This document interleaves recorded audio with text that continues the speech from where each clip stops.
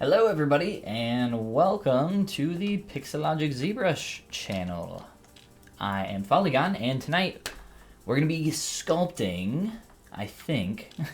I think we're just going to be trying to work on a cartoony styled skull similar to this character here. This is something that kind of started out as a sketch for me, and I just kind of played with it a little bit in ZBrush. I'm not really sure where it's going to go or what I'm going to do with it.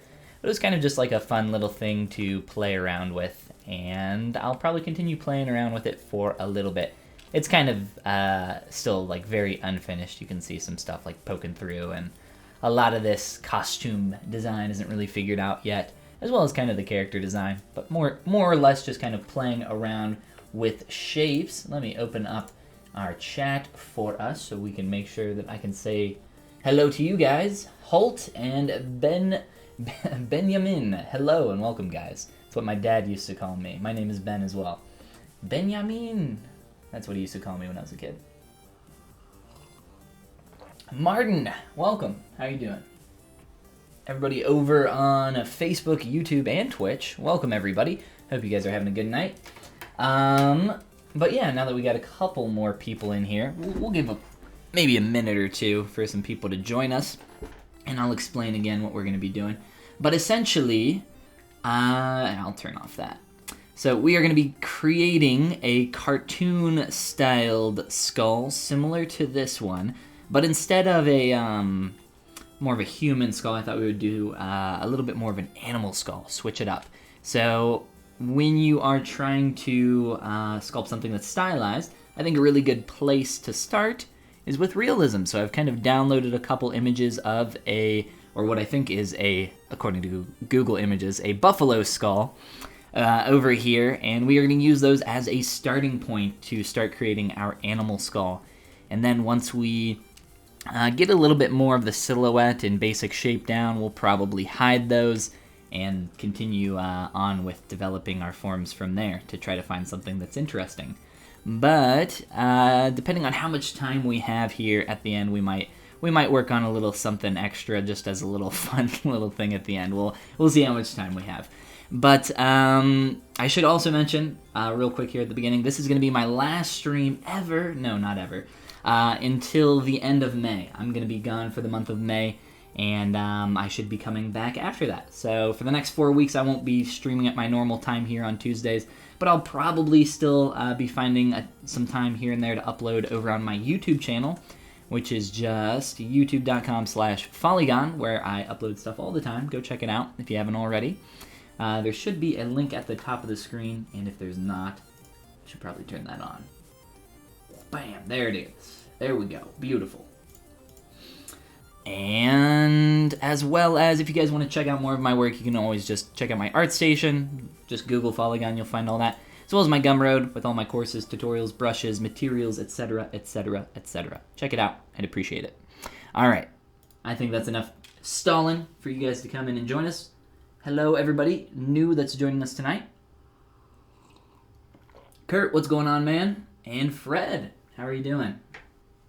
Nice sculpt. Well, thank you, Fred. I appreciate it, man. It's very nice of you. So let's go ahead and start with something brand new here. I'll just grab a sphere 3D, make that a poly mesh, and yeah, I think that will be enough to get us started. Cool. Okay, so when I am doing something like this, and I'm gonna try to keep things a little general tonight, but if you guys have any questions about any of the tools that I'm using or anything specific, if I go a little bit too fast, just let me know, and I'll take a step back and explain what I do. But I'm just going to start here with my move brush, really big form changes, and try to push and pull and move stuff around and try to find this silhouette and maybe something a little interesting here. So we'll just kind of play around here, and I'll activate Dynamesh here in just a little bit. So really nothing too crazy. That's how I like to keep it in the beginning. Nice and simple with just a move brush, and try to find some interesting shapes. I'm more so in the beginning here, kind of going off of what I'm seeing over in our references. But once we get some of the more basic shapes down, we'll we'll kind of turn those off. But let's grab our transpose line and go crazy here. We'll probably try to find some places where we can exaggerate some of these shapes a bit more. I'm thinking one of those areas could be in how long this skull is. We'll play around with that probably a little bit. And maybe kind of the blockiness of this. This is kind of got these nice hard edge shapes going on here. And then running down from the eye socket, we have a little bit of a concavity. And then obviously there's, you know, a lot going on back here in terms of just kind of removing a lot of forms. So we'll have to play with that and figure it all out. But yeah, we'll just kind of play around here in the beginning. It's not about going fast. It's actually the opposite. You want to take your time in these early stages and make sure that you're creating stuff, if accuracy is your goal, as accurately as you can. In this instance, I don't know if accuracy, I would say, is my goal. More so just trying to get that silhouette close. And then trying to find some more interesting shapes. So I'm probably gonna do these teeth separately. I'm trying to think how I want to do this.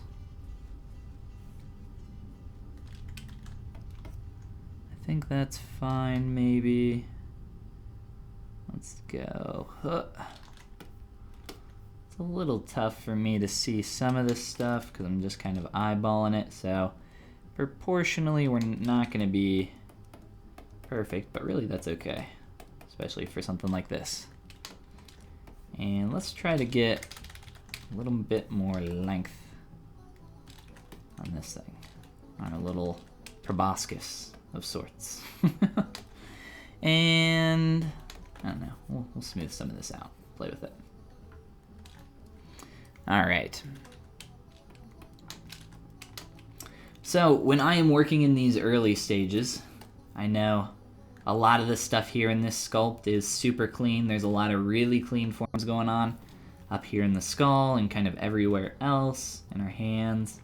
It's just nice and clean. I like to keep stuff really clean. But in these early stages, I really just don't care. Trying to worry about how clean your mesh is in these early stages is just something that's going to slow you down and get in your way, and probably just make it really hard for you to move forward. So that's why I like to use Dynamesh. I know a lot of people like to use Sculptress Pro instead now that we have that, and I would love to use Sculptress Pro more, but I really like to use auto masking features a lot, and you can't use those with Sculptress Pro, so that's kind of why I stick with Dynamesh. Plus, Dynamesh isn't, you know, a super big hindrance or anything. It's never really caused me too many problems. I love using Dynamesh, but Sculptress Pro is great too. I'm just trying to, you know, use my pinch brush to find some planes right now and find some interesting breaks in the surface. So I don't want anything to feel unintentional, essentially. I want every shape that I create here to feel like I meant to put it there. So let's see. I think we could probably get quite a bit wider on a lot of this. So let's do that. It's kind of looking a bit anteatery right now. I don't know if anteatery is a word, but it is now. So let's widen this out. Let's try to go quite a bit more wide, quite a bit more blocky. And maybe try to taper this in a bit as well. So I can see this nice line. If we take our transpose line and draw that out, so we have this side of the head and then this just in a little bit, and a lot of that difference there, it looks a lot more deep than it actually is, and that's because of the eye socket, which I have intentionally kind of left round on purpose. It kind of looks a little bit angry over here, so maybe we can start to get some of that in, as well as just pull that shape out in general. And again, for those that are just joining us, because I see that there are more joining us now, welcome everybody. We're going to be creating kind of a stylized cartoony skull, similar in style to this one here, but more so of a buffalo skull, obviously, I would hope. And we're in the early stages of the blockout, my favorite part, because it's the most difficult and most important part of the entire process. Nothing past here will be good unless this stage is good. It's a lot of pressure. Let's see. I think I'm going to work a little bit more on my planes. And to do that, what I like to use, I think I already mentioned the pinch brush, but I'll be using the pinch brush a lot, as well as the trim brush. I think the trim dynamic one is a pretty good one if you guys are looking for a nice trim brush. And let's see, what do we got going on here?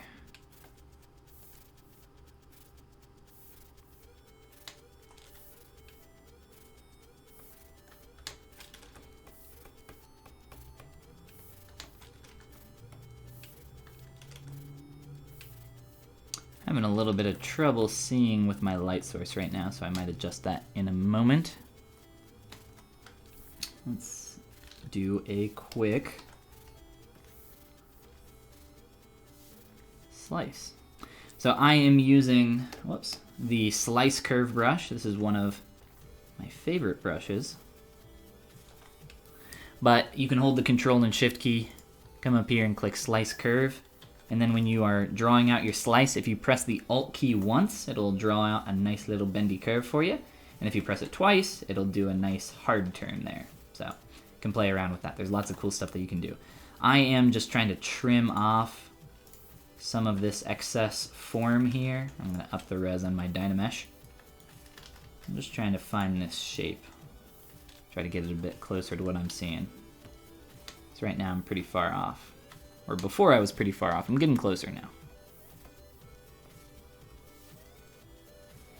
I don't really have a great angle of view on that, but that's okay. We can make some of this up. It doesn't need to be exact because we will be eventually starting to stylize this more and more. And let's see here. And I do not consider myself a great concept artist at all. So normally when I do this kind of stuff, I like to do it nice and alone, no audience, take my time with it, but I don't mind showing you guys the process. Francisco, how you doing, man? Long time no see. How have you been? All right, let's see. How can we break up some of this? I don't really like this line in here that we've tightened up, so if we can start to transition that a bit earlier, and I think maybe just start to pull this out a bit more.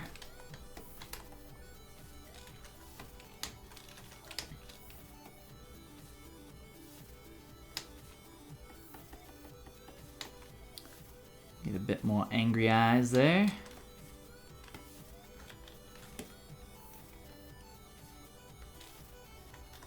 And let's get some horns on this because I think it's going to be a huge, huge part of the silhouette. So I'd like to get those in early if I can.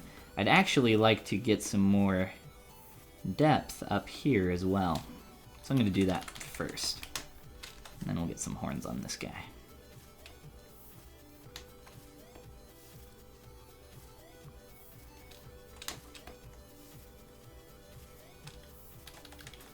Never sculpted a buffalo before. I think that would be fun. When I was just learning how to sculpt, I was sculpting a ton of animals because they were much easier to do than people. Because I felt like there was a lot larger window for me to kind of mess some stuff up and people would be a little bit more forgiving. But I don't know if that, I mean, it doesn't really matter. It was great practice just to sculpt as much as I could. And now I love sculpting people. It's my favorite thing to sculpt. What I'm going to try here is to cut this off. I'm going to turn on double. I'm going to try cutting this off and pulling this little triangular piece down. I might want to do some of this as a separate mesh. I really don't want to sculpt a cavity in here too much, because typically trying to give something some thickness and then sculpt on it continually from there is not a great idea. Can get a little tough to work with, so we will wait to give a huge cavity there. I might push it in a little bit though. We shall see.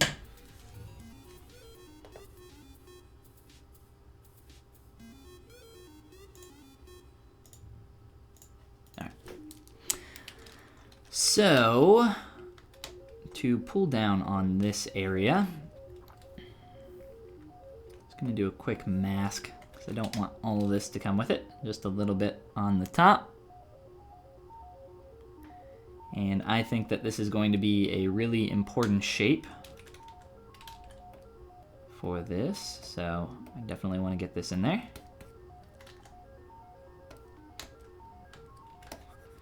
And just something quick is going to get the job done for now. And like I said, in terms of this little cavity here, if anything, we can just do like a little, just a little slide up there. Maybe a little bit more. I don't want to give the whole thing a cavity up in there. That'd be terrible to work on. Would not be fun. Happy to see you alive. Well, yes, of course. Doing some hard surface stuff for a change. Sounds like fun. How is the Mastering Appeal course going? Well, thanks for asking, man. It is going fantastic. We are in the somewhat second week. It's technically the first week right now. Technically. But there was some stuff happening before that for preparation. So it's going very well. Thank you, man. Thank you for asking. For those that are unfamiliar, I have a class that I run called the Mastering Appeal, which is a 7-week program. And you can find out more about that on my Gumroad if you're interested. Just gumroad.com/polygon. And for those that were interested in getting into that, registration's closed right now, I should mention. For those that are interested in taking that, I will have more information on when the next session will be later on. I don't have a date nailed down right now because the class is going on right now, but after that's finished, I'll have some more info on when the next session will be. Alright, let's see. I do kind of like this shape back here, but I think I'm maybe getting a little bit too flat in some places, so if we can get some more volume and to match some of that, that's feeling quite a bit better. One step at a time, right? You don't want to rush anything during this stage. It's all about taking it nice and easy. Let's see. I'm not too worried about the backside here, but let's go ahead and grab our horns.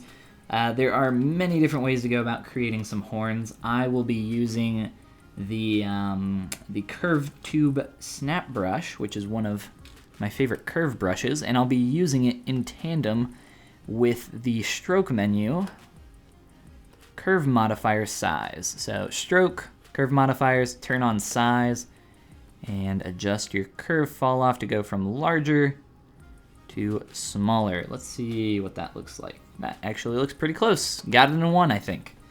And now from here, let's try to match our basic shape, our most basic shape. Maybe a little bit bigger than that. I'm actually going to accept that, and then I'll manipulate the rest of it with my move brush and everything. So, actually here, just to make sure that that is following along that curve nicely. Let me grab that. I'm just essentially nudging this stroke just a little bit because it was a little tangled up on top of the mesh, so it's just a little trick to get that to be a little bit more clean. So that looks pretty good for a good starting point. Now let's just continue to manipulate this. Typically what I like to do when I draw out a curved tube like this is delete a few of the edge loops just because it's a little bit too dense. So I like to do that using the ZModeler brush with delete edge loop. And we'll just go through here and take care of that.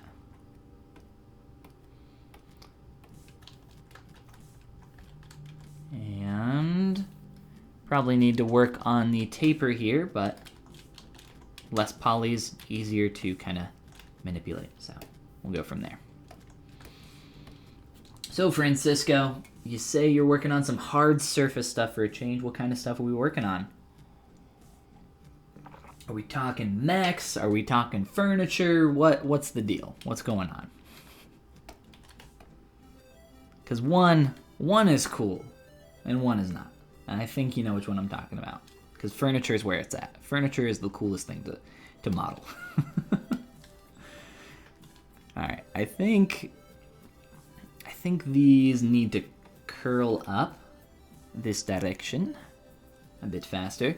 And these are going to need to rotate forward. And let's just mess with this curve a bit more. And try to align these a bit better. I think I'm gonna scale these up. I think the horns are definitely going to be one of those places where exaggeration takes place. It's kind of one of the key elements of stylization, right? Exaggeration. So it's gonna be something that we need to play with for a while till we find something cool. And like I said, I think the length of this, like how much I stretch this is also going to be one of those elements. I'm just not sure how much I want to push that just yet. And I'm not really a fan of what I'm getting here on the profile. So that'll be something that we play with as well in time.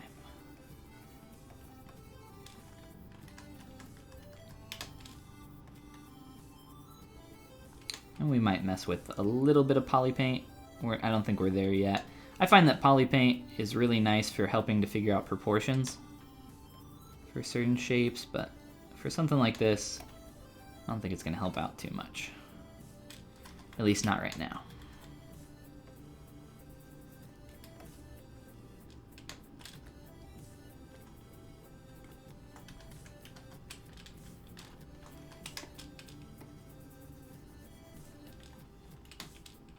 Alright, that's starting to feel pretty good. I kind of like that shape breakup and the exaggeration of that.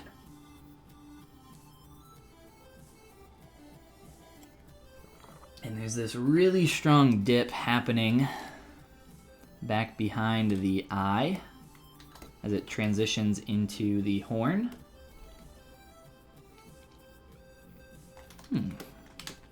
How shall we do this?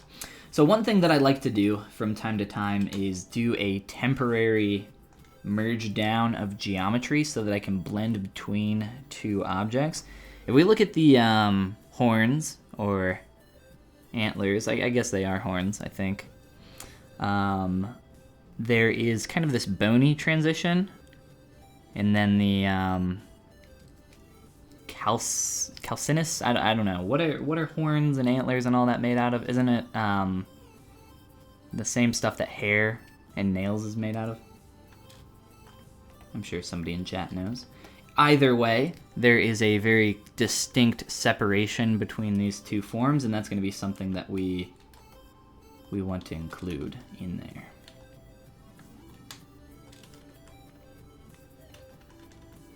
Ashley, hello, hello. How are you doing? Welcome. Haven't done hard surface stuff for a while, so I'm just doing a simple photographic camera to try Substance Painter. Well, that sounds like a lot of fun, man. Cameras are pretty complex depending on what type of camera you're sculpting, or modeling, I guess. Well, that's pretty awesome, man. That sounds like a lot of fun. And playing around in Substance Painter is fun as well. I think we're going to try doing a little bit of inflate on these and then try to make this a bit bigger.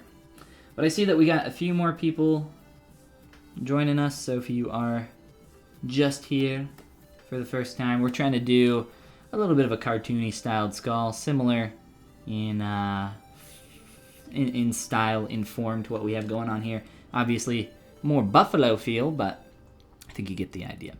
So, let me do a temp merge on our little horny antler things. And try to blend some of this out this way. I don't want to lose too much of this shape, so this also helps me realize where I need to make some changes. I'm going to give a little bit more room there. And we'll make it work. We'll make it. We'll figure it out.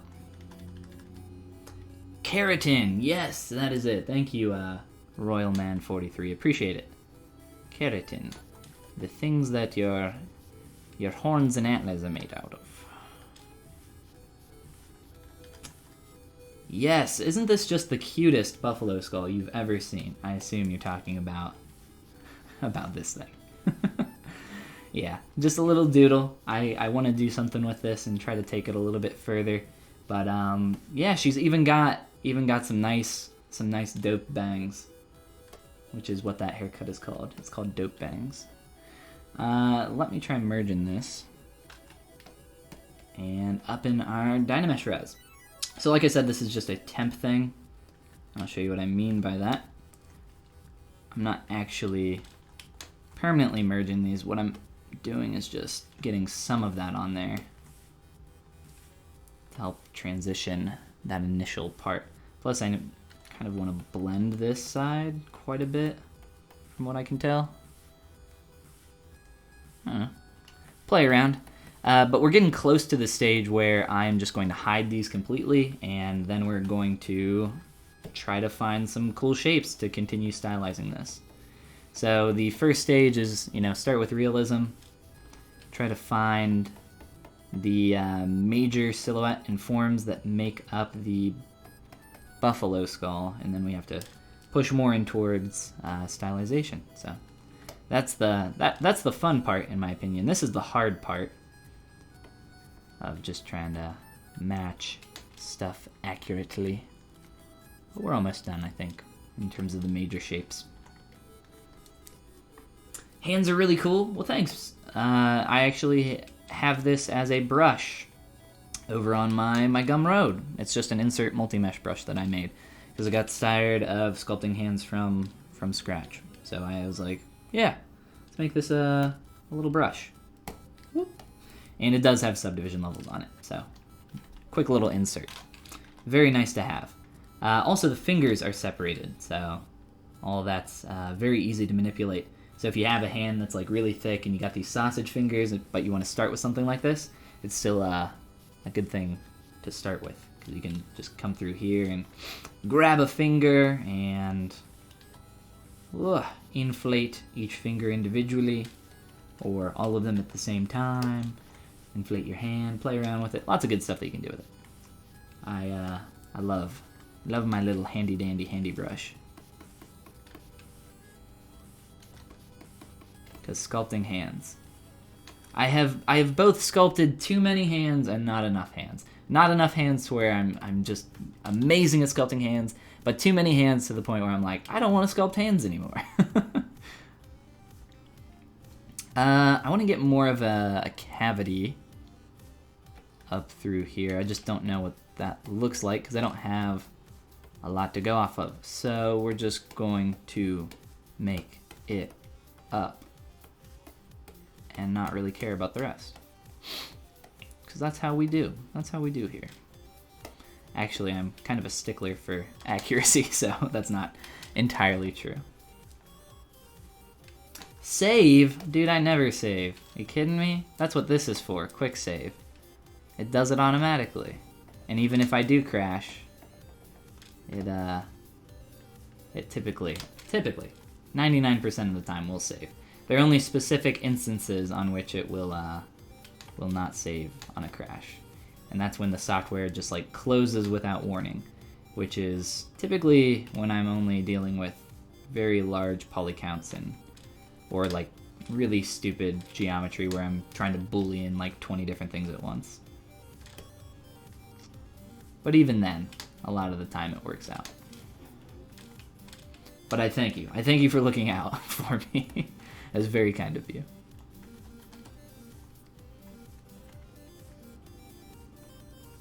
Semper Nox. How you doing? Welcome. Let's see. Let's get a little bit more. A little bit more visually interesting through here.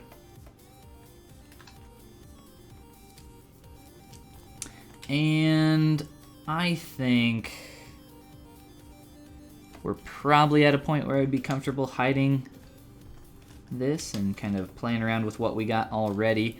But I want to make a couple more changes to this area, and then we'll hide this and kind of go from there. Because I might actually just remove this entirely, or kind of change the basic shape. Because we have these negative cavities up here. This is obviously the nasal cavity. I think maybe we exaggerated this already too much. So let's do a quick little shrink. And in terms of a negative through here, I'm really quick just gonna do a... I couldn't even see it that time. That was weird. I'm not sure why that's being so weird. Here we go. So you can insert negative geometry to immediately subtract it. It's being a little bit weird there. I'm not sure what was going on. So we'll just do this the old-fashioned way. I still use Dynamesh booleans even though live boolean exists, especially when I'm still in Dynamesh, just because it's a lot faster and easier.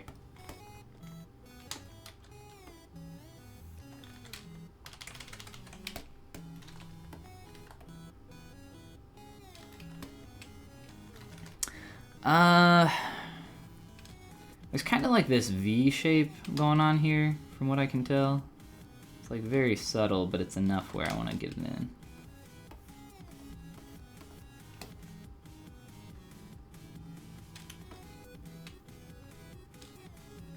Steven, dope haircut. Well, thanks. Appreciate it, man. Oh, this old mop?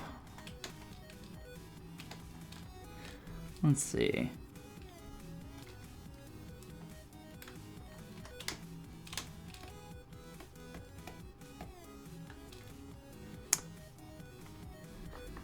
Maybe, I think instead of removing, so I was going to remove these two holes here, but instead of doing that, I think I'm just going to do the split that's in both of these. I think that's kind of a cooler shape. And I think graphically it'll look cooler, so here we go. So for those that know about live Boolean, but not the old school way of Boolean subtractions, with Dynamesh on, this used to be the only way that you could do this.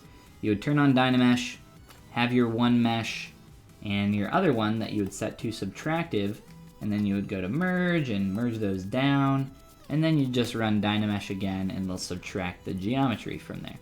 So that's kind of the old school way to do it, and like I said, I still do it this way all the time, because I find that it's just a nice kind of quick way to work. And in this case, it's just a nice way to get this basic shape pretty quick. I'll kind of play with this a bit more, but I think that's kind of a good starting point.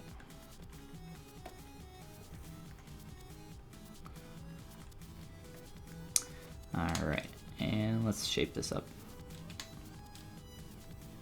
Get some more foam in here, because it's feeling very flat.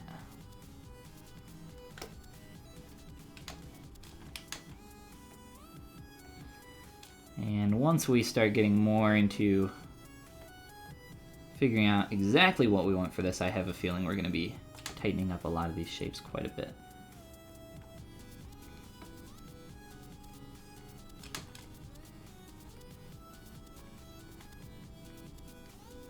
I'm just trying to find some places where I can exaggerate some of these plane changes.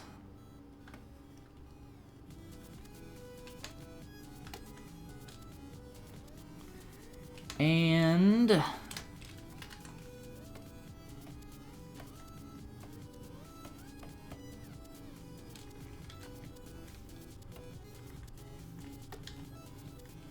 alright, let's hide our images. And now just start kind of playing around with proportions and different shapes. Trying to make something cool. So start with realism, like I said, as a good starting point. Obviously, you know, we're not super realistic with this already, but it's a really good starting point for us to kind of continue from here. What I do like about these images was kind of how angry those eyes looked. And I was like, oh, that's kind of fun. Let's like kind of bake that little bit of expression into this skull. So I think that would be something that we should try to exaggerate even more in the stylized version of this, or as we push it more towards kind of cartoony. Yeah, we'll play around with that. I did also like kind of how blocky some of these transitions felt. There's some cool stuff going on there. So I am going to try to exaggerate some of that stuff as well. Create some cool shapes. So this is the stage where, you know, things get fun, in my opinion, where you can just kind of experiment and fail a bunch and hopefully succeed once. It's kind of how I look at it. But yeah, it's a lot of fun to just kind of play around in the mud and see what you can come up with. I need to do some stuff up here. Let's see.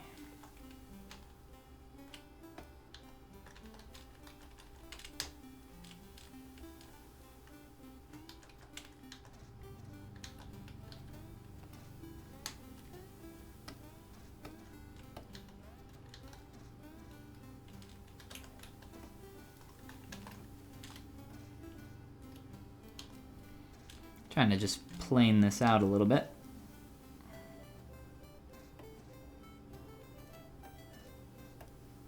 Whoops. There we go.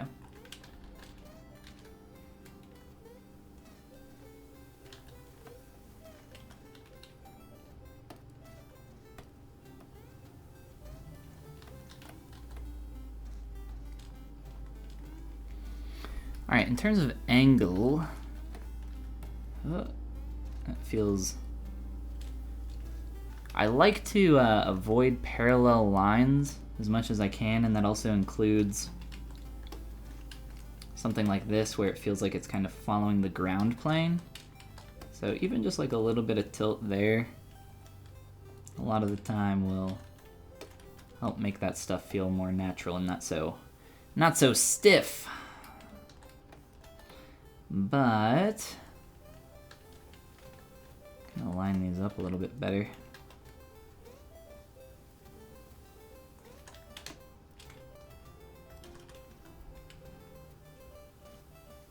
Have I used Snapshot 3D to import an image and make it a mesh? Yes, I have. I have indeed. I actually have a tutorial over on my YouTube channel for how to use Snapshot 3D. Got to play with that a lot during the beta. It was a lot of fun. It's not something that I use a lot, though, just because in my process, in terms of hard surface modeling, a lot of what I do, I really want to keep polygonally clean, topologically clean.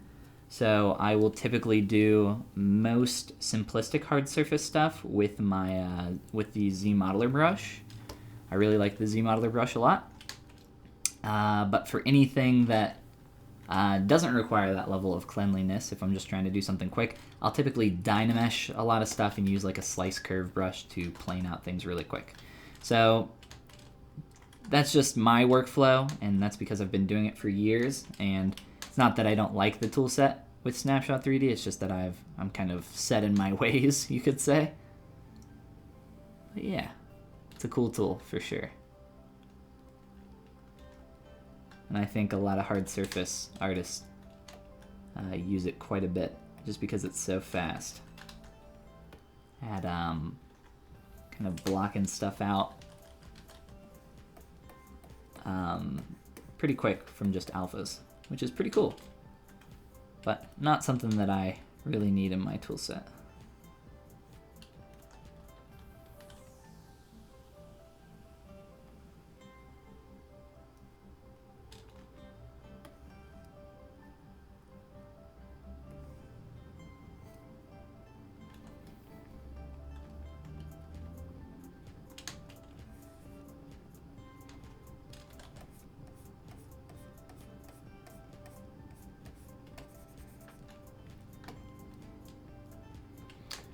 I was trying to make this tighter and I somehow did the opposite. Perspective, getting in my way. There we go.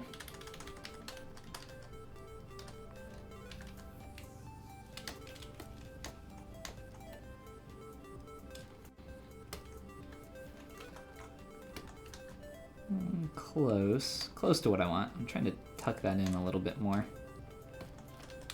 Proving difficult. There we go. That's not too bad. We'll stick with that.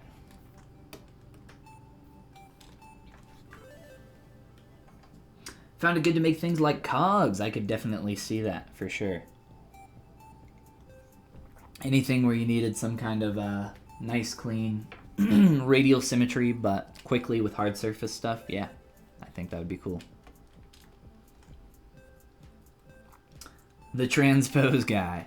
The transpose guy. It's him.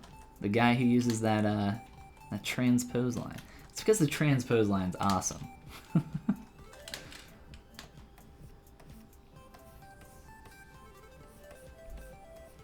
I know a lot of people that like the transpose line. I could name exactly 0 people off the top of my head that use it. Well, one. Maybe one. Me. How do you smooth out the mask? There are a few ways to do that, Tidlon. But let me first try to fix this silhouette. Try to make that a little bit cooler. So when you have a mask, right, you draw out your mask, there are a couple ways, and they are different. So under Tool, Masking, there is a button that says Blur Mask. I have a hotkey set up to this, so when you click this, it will blur the mask both directions, and what I mean by that is it will blur it towards the mask, and it will gradate the blur out towards the unmasked area as well. But if you use the default hotkey, which is just control tapping, it will only blur the mask towards the masked side. So I'll have to invert the mask and then control click a few more times to blur it the other way. So what I've done is I do use that still, and control alt clicking on your surface will sharpen a mask. So that's another hotkey for you. So what I've done is I've set up a hotkey for the actual blur mask feature, and that for me is just Control B, and it blurs both directions on the mask. So it's a little bit of a different interaction. I'm not sure why it's set up that way, but I have found instances where I do prefer only having it masked one direction on occasion. On more than a couple occasions. It's nice to have. I don't know if it was intentional, but I didn't even know about it. I didn't even know that they were different until maybe a couple years ago.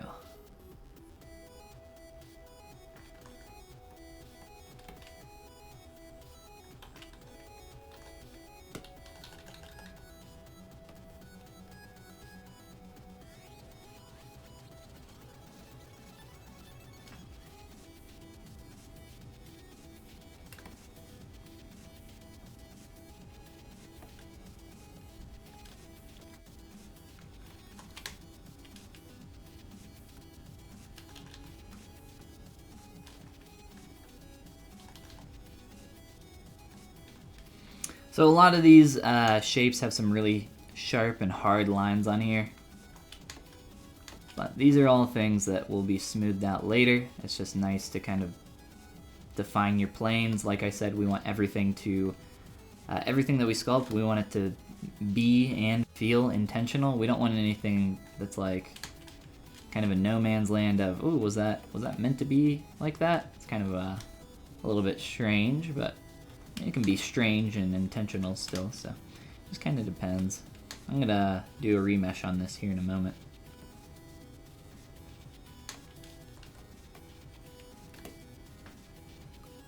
So we can really start cleaning this guy up. Let's go ahead and do that next.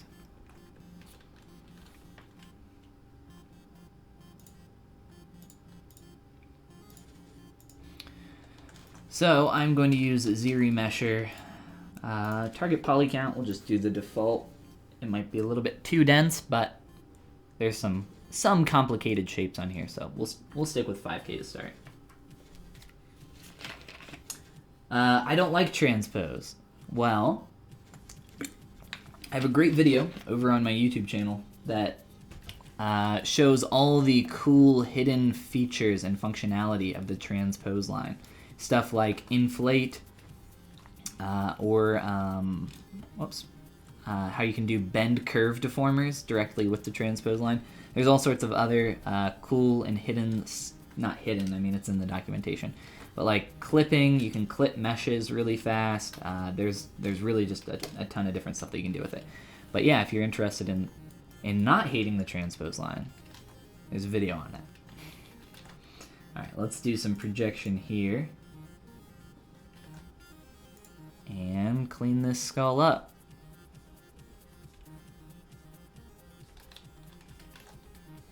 And I will only do a couple projections here because really we don't need more than that. So I'm pretty happy with that.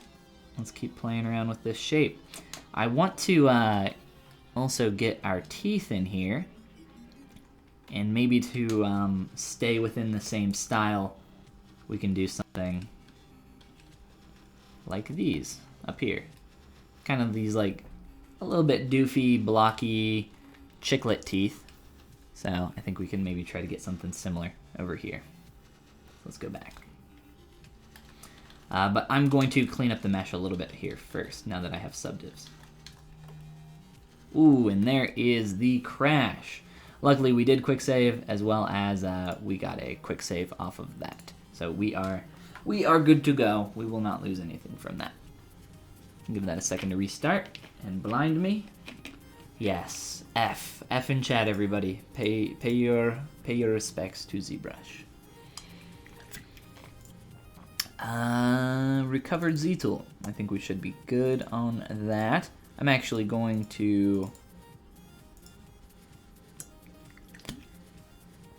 grab that quick save that I just did, because that will also include my character here. Boom. Why did you remesh and project? I'll show you right now. Now I have subdivision levels, and now it's a lot easier to manipulate my geometry, especially for larger form changes. So I am using my subdivs to my advantage for, one, kind of cleaning up my surface a little bit here, but also if I want to make a large form change, I can step down to a low subdivision level and make a change a lot easier than I could with just Dynamesh, high-res Dynamesh.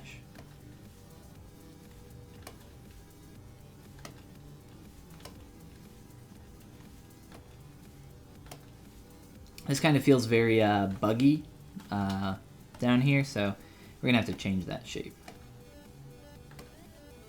And just like that, I've kind of gone through and done a quick little cleanup pass on this, and I think it's starting to feel a lot better, a lot nicer, a lot more clean, as long as our pen keeps working. I do really like a lot of this shape going up and through there, so I'm not really sure I want to exaggerate that per se, but if I can Draw a little bit more attention to it somehow. Something like that. Just so we got this line kind of flowing all the way through the skull here. I think that's pretty cool.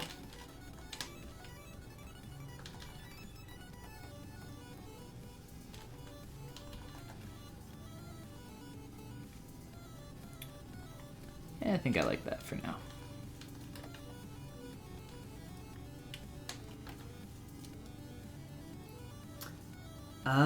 Yeah, hopefully that explained it well enough for you. But yes, if you're not using, I know some people that are new to sculpting, they hear about Dynamesh and then they kind of stick with that for a while.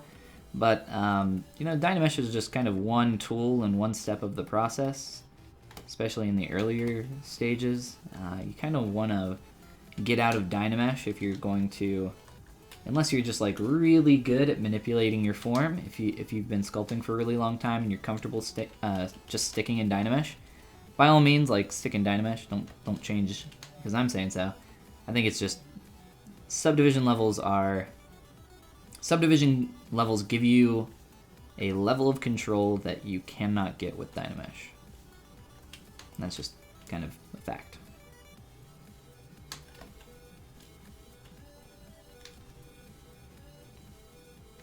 Do like that. I don't want to get kind of too hard surfacey here.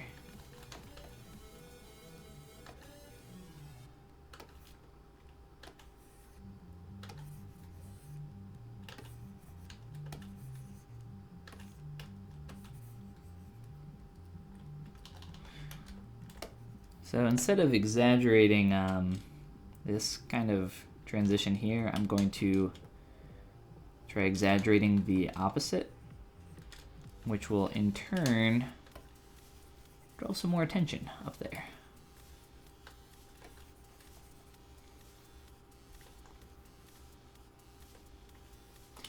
And like I said, this is the stage where we're experimenting, trying to find what works, what doesn't, exaggerate certain areas, knock back on other areas that we don't want to draw attention to. Just kind of stylize our form up. Try to make some cool shapes. I think we're getting there. Slowly but surely. It's kind of turning out pretty neat.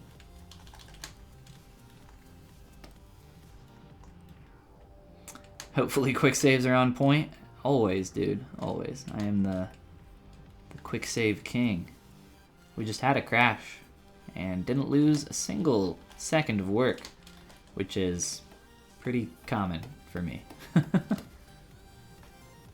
been a while since I've lost anything in ZBrush. Quite a while, actually.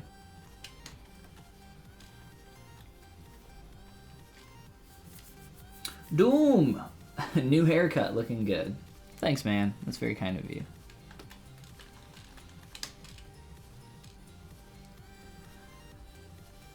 The ram from Destiny. No. I don't actually know what that is. I have played Destiny 2 though, and I still don't know what that is. No, this is just a buffalo skull that I am stylizing.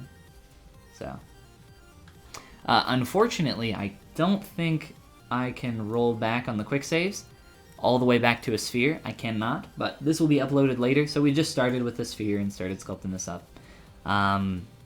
And unfortunately we crashed, so I can't go all the way back to the sphere. I was going to say something else, but we can't go back to the sphere. So we got, what else? What else we got here?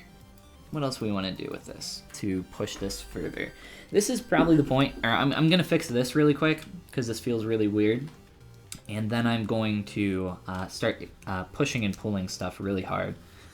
Which is where those subdivision levels will come in handy. So for this, I'm going to re-import, whoops,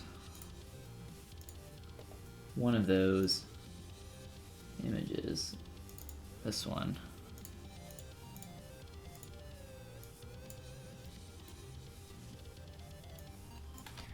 And let's see, let's get this away from feeling so insect-like down here.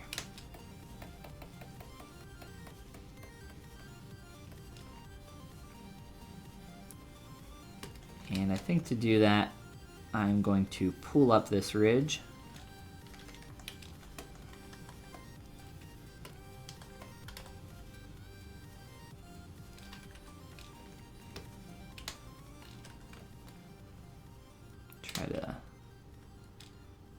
Try to get something there.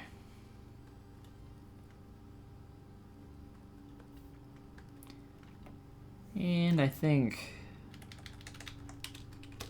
I'm gonna try shortening this even more. 'Cause I don't, if I'm going to lengthen that, I think I would prefer the exaggeration more so being on the entire thing rather than just like that bottom section, because that feels a bit awkward alone. And in the stylization of this skull, we could make this feel more like a mouth. This is supposed to be the nasal cavity. And there are teeth that go over yonder, back here. I'm actually gonna just import my other image as well, so we can see exactly where we want to put some of those teethers.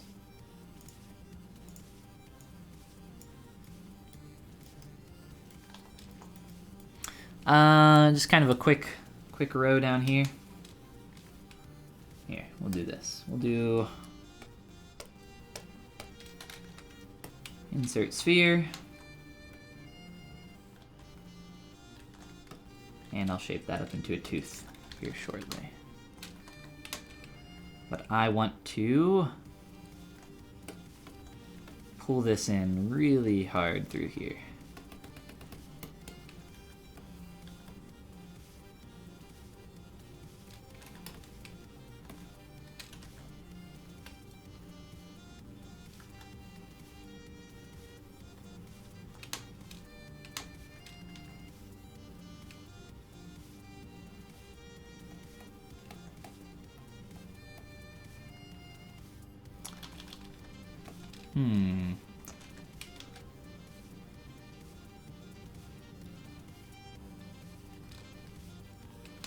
Yeah, that's fine.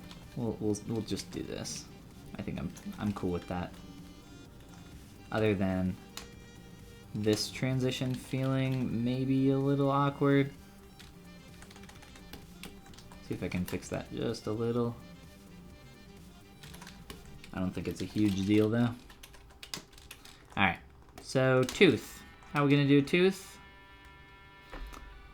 We could use a cube, actually. Cube might be a little bit easier.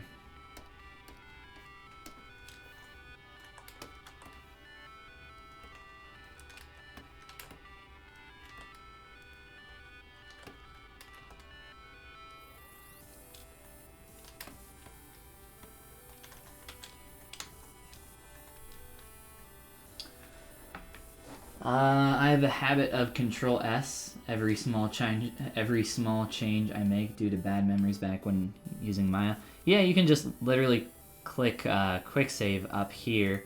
In ZBrush, I actually highly recommend that people do not press Control S because that by default saves your project. And unless you have a reason to save a project, you should not, in my opinion, because it bloats files. You should save a Z tool over here, tool save as. That is how I save files and how I recommend other people to save their files as well. Saving ZBrush projects is, unless you know why you should be saving that way, you should not.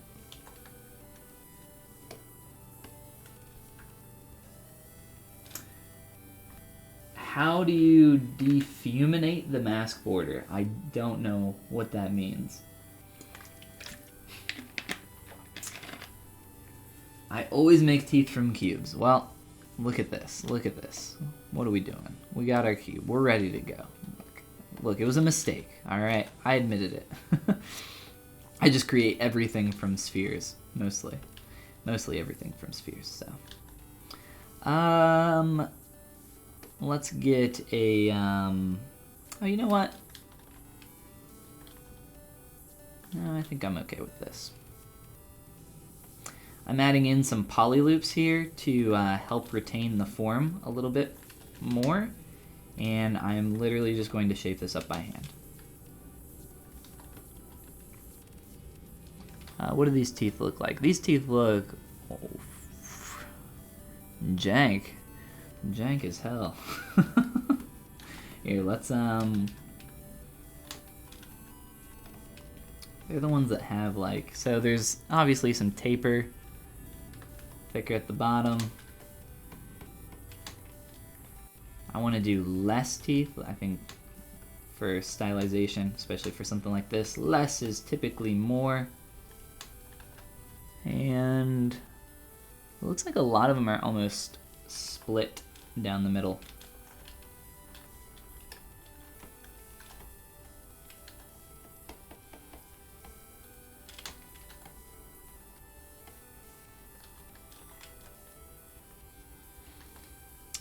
In terms of scale, maybe a little bit smaller.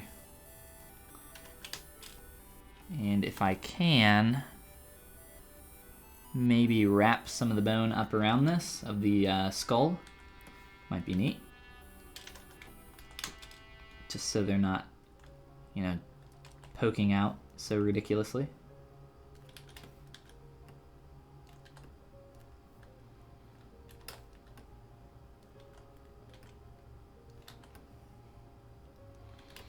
And we'll get the basic position and then work on making each one a bit more unique.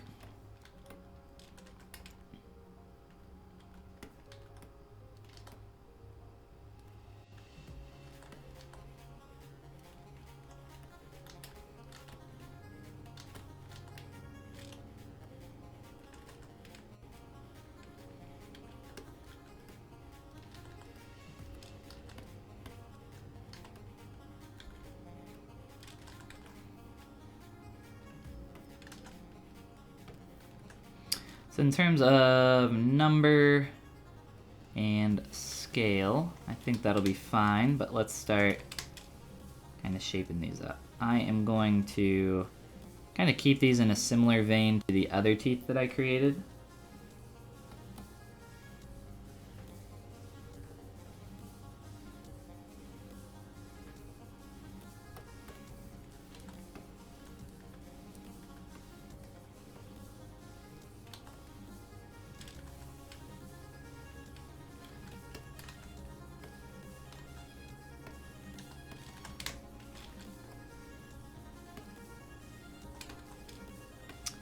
And then I am probably going to,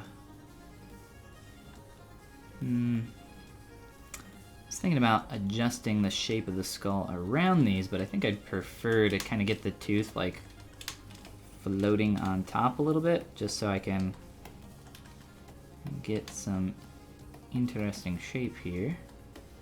We'll play with it.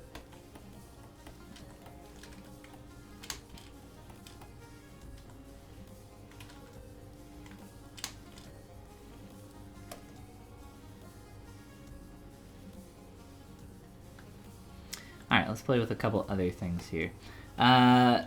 We are getting a little bit awkward up here towards the tip of the horn, which is causing, or antler, horn, whatever it is.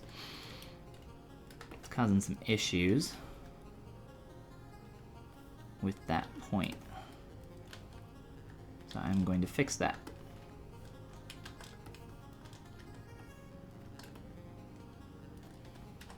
To kind of round that out. So I've just added in a couple extra edge loops up there, and actually I think I've done one too many. Essentially what I've done here is so that when that smooths out, it kind of retains that shape a little bit better. And I'm even going to scale this up. Whoops, let me turn off sim.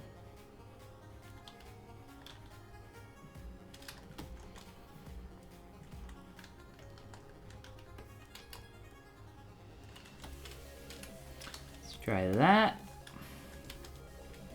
I'll play with that a little bit more. I also want to work on the overall shape of these, because I haven't really manipulated them too much. Let's grab our move back face and get to work.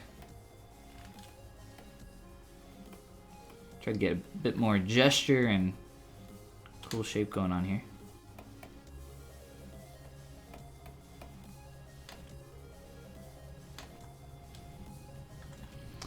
These point forward.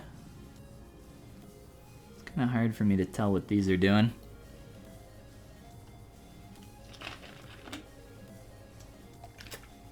Can you save undo history to Z tools? No, you cannot. So that's one of the reasons why you might want to save a project. But in all reality, why are you saving your undo history? The only reason that I ever save undo history is if I'm trying to make a time lapse where everything stands still, or even it doesn't have to stand still, where you're trying to use the movie F history recording feature. But I've never really needed to save undos for any other reason.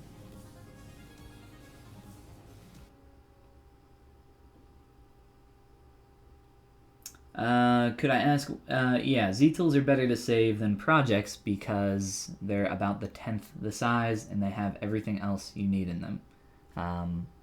If you save a bunch of, if you're new to ZBrush and you don't really understand how the software works, which is often the case, you end up saving a bunch of project files, and then you click up here and you have a billion Z-tools in here that you were unaware of. Just because you've been saving a project and you got just tool after tool after tool after tool, and it really bloats the file. Whereas when you save a Z-tool out and load that later, you load just the singular Z-tool. So I have 2 Z-tools in this project currently, but I'm never going to save this project. There's literally no reason to save a project when I have a Z-tool with 3 subtools in it. There are many other reasons why you might want to save a project file, but that is one of the more common ones. Break one tooth, yes. We're not really at the stage where we would be worrying about details right now, but that would be cool to kind of add some more character to it, or a crack in the skull or something like that. When we're definitely past the blockout stage, but when you're in the refinement stage, essentially what you're trying to do is really solidify what you're trying to create. At least for something like this where we're concepting it, and we're not trying to push as fast as we can into detail range, because what happens is if you try to work on a detail right now and try to add a crack in a tooth, well, later on if I want to change the shape of the teeth, it's going to be really counterproductive for me to waste time creating a crack in a tooth only to change the major form of the tooth later and have to re-sculpt in or remodel a crack in said tooth. So we are kind of in the refinement stage of things right now. So right now I'm more so focused on taking what I already have and building upon that without trying to ruin what I've already created up to this point. So it's always fun to do stuff like that. You want to, often it is the case that it's really fun. You want to rush ahead and, oh, that would be cool, crack in the tooth. I agree. But all in good time. All in good time.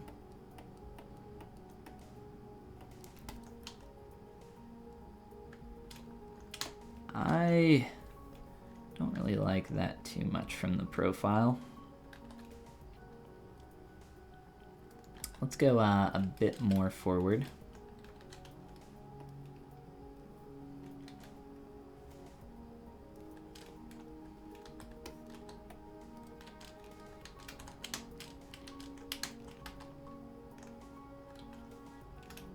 Not sure why that happened. On that rotate, that was a little weird. It's okay.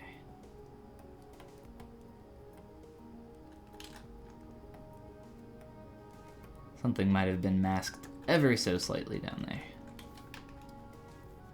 No worry.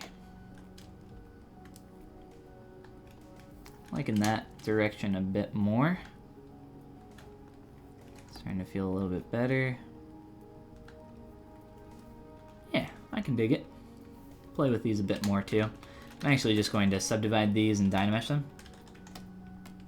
because I would like to start adding some asim here to the actual shape of the tube, to each individual tube.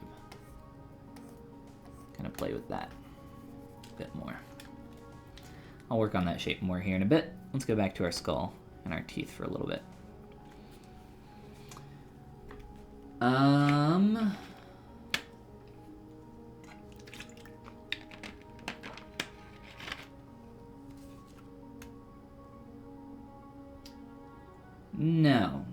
Project files are not any less stable, but you can get to a point where the file becomes so bloated that your machine won't be able to open it anymore. Whereas with the Z tool, I've only had that happen on files that are in the hundreds of millions. Hello from Paris. What's going on? Ghost. You got a couple other ones in there that I wasn't even going to attempt to pronounce, but welcome. How is Paris? Z-tools might be more stable. ZBrush crashes while saving. Yeah, like I said, if you have a really bloated file, that's also possible. Or a lot of undos. Or if you just crash while you're saving for, you know, a million other reasons. Yeah, there's definitely reasons why something like that could happen. I don't really like the shape up here too much, which is one of the reasons why I did this.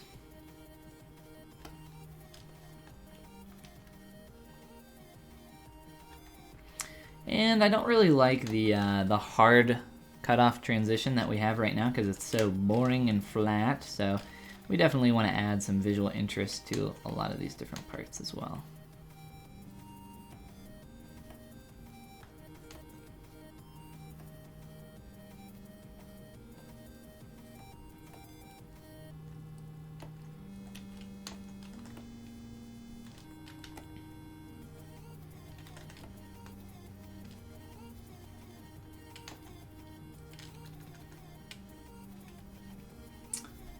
How do you switch so fast like that for polygon density? I'm not sure what you're talking about. I'm not sure what I did. Maybe you could say that a little bit, word it a little bit differently. I might better understand. Polygon density. Are you just talking about subdivision levels? The hotkey for that is D and Shift D to step up and down through your subdivs. I don't know if that's what you mean.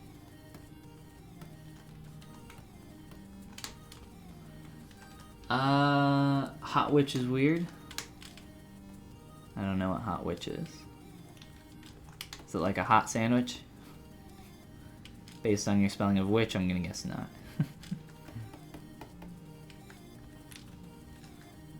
Alright, I kind of like that a little bit more. Just to get away from, again, more parallels, I'm going to steal some polypaint colors from this. And let's just do a quick sample on those and grab our paint material.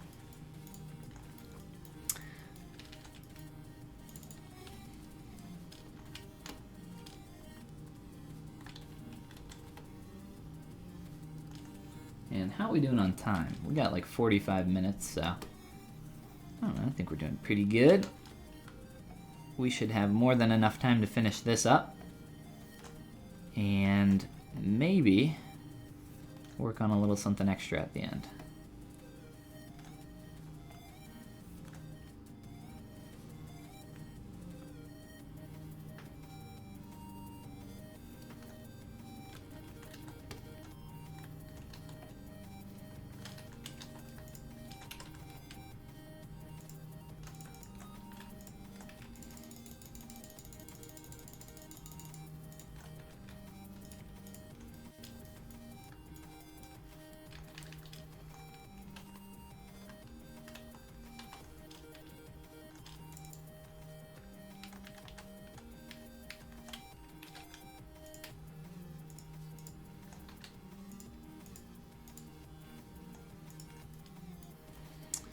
It's starting to bleed over a little bit in some areas, but that's okay.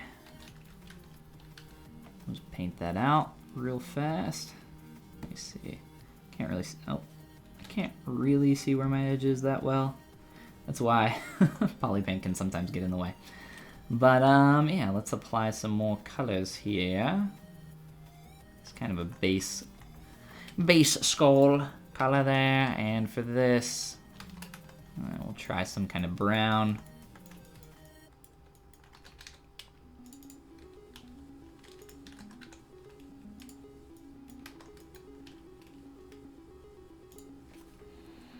Let's see.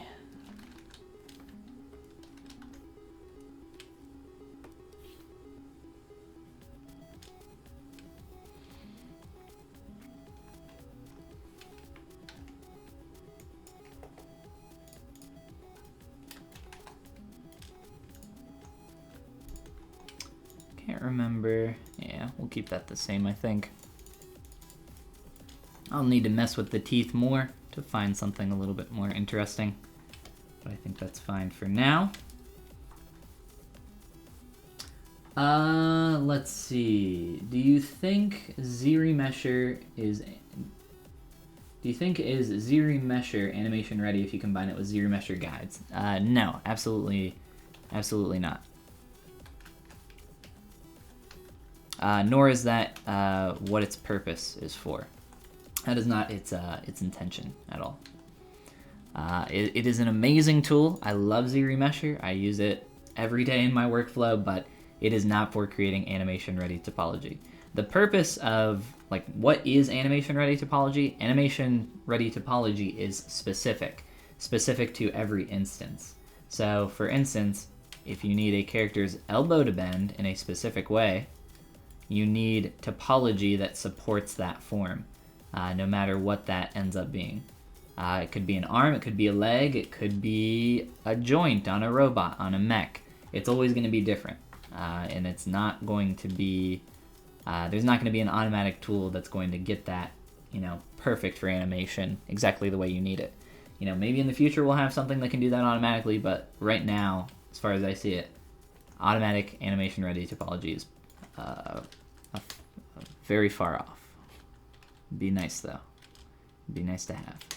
It would make a lot of people very, very happy.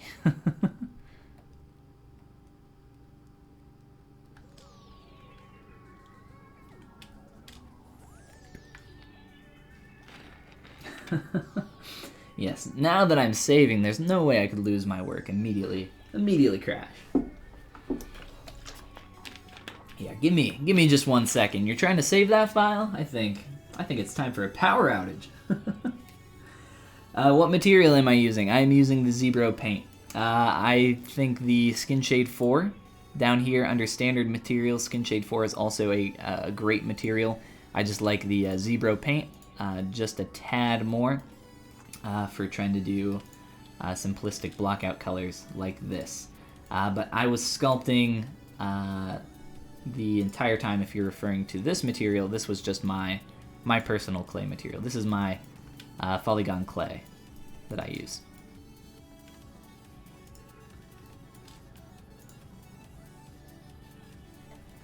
Let's see. I'm new to ZBrush. Totally new to digital sculpting. Any tips and tricks or tutorials for extremely new people starting out instead of going through tedious books or long videos? Yeah, man, I got a ton of stuff for free over on my YouTube channel. If your objective is to get up and running in ZBrush as quick as possible in terms of software, in terms of just like learning the ropes of the tool, then I highly recommend my How to ZBrush Quick Start Guide, which is available over on my Gumroad. It's $15 and includes all the stuff that you need to know to get up and running in ZBrush. That's why I made it. I made it for people just like you that are new to ZBrush and want to learn the ropes as quick as possible. The first major hump in ZBrush is the software, because it takes people, a little bit of time to get used to it. There's a lot of differences to ZBrush than, what you might expect from a lot of other softwares. But once you kind of get in and actually learn it and start playing with it more and more, it kind of starts to work and you get used to it pretty quick. But that's the first major hump. And then the second major hump, the thing that you mentioned, sculpting, that's the hard one. That one takes a lot longer. And I have other courses and tutorials and stuff that maybe you can check out after. But I always recommend people to my YouTube channel. I have a ton of free stuff over there for, you know, people of all skill levels. And there's tons of creators here on the Pixologic live stream channel here. That I'm not the only person that streams here. Tons of people. Tons of people stream here. So definitely check everybody else out as well.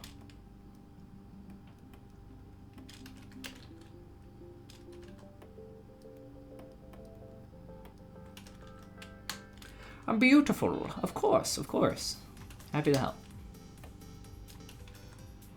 When you're projecting, do you usually do it on all these subdivs? It depends. It depends what it is. So, I don't know. Whoa, I did not mean to do that. Here. So if I...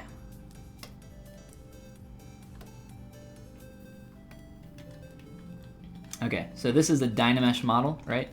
It's all Dynamesh right now, no subdivs. And I'll delete this. This is just a test piece, okay? So here we have this. So what I typically do for my ZRemesher projection process is I start with a ZRemesh. So I let it do its thing, and I'm just doing 1K right now just for, it doesn't matter. Just let it go, let it do its thing. And then what I like to do after it's done is throughout each part of the process of subdividing, I do a projection. So not necessarily all of them, but I don't subdivide all the way up to the top and then project, because that is a bad way to do projection. The reason why that is bad is because when you subdivide a piece of geometry, and I made this low poly on purpose, I'll make it even lower poly just to really hit this home for you guys. When you subdivide something or smooth it out, it actually gets smaller. It actually shrinks a little bit. So if I were to subdivide this a few times and then even step back and delete higher, it keeps getting smaller every time I do this. So it's actually shrinking in on itself. And that continues to happen. So for each subdivision level. As well as Z-remeshing. Z-remeshing will shrink your geometry a little bit. Just a little bit. Each one of these things is just like ever so slightly. So what you want to do is you want to subdivide once, then project. And it'll project as much as it can at this level. And you can see that I'm already getting some projection errors because it's not, you know, fitting this very well, because I made it super low poly on purpose just to kind of reiterate this point. I'll step back to the 1K Z-remesh. So this fits this shape quite a bit better. So even if I were to do it on this, I would want to subdivide once, project, subdivide once, project. And at this point, you know, I have most of the shapes in there, so I could probably subdivide again and not project. So sometimes I won't subdivide, or I won't project on the last subdivision level, but you know, for this, so it doesn't really matter. And you can see that it's probably not going to change that much. So I'll undo and redo, so you can see what the difference on the projection was. It's really not that big of a deal. So sometimes on that last one it doesn't matter, but that's the whole kind of quick rundown on the process. Hopefully that made sense. Hopefully I didn't go too fast. Let me know if you have any questions.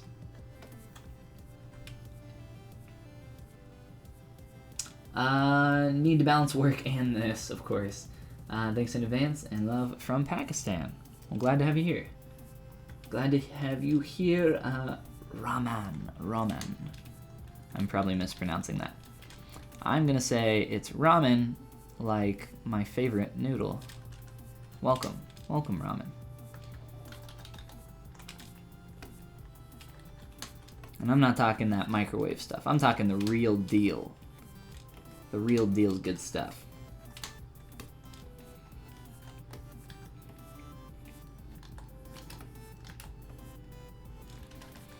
I would like to play with these teeth more, but, you know, for now, just some simple variation, I think will be okay.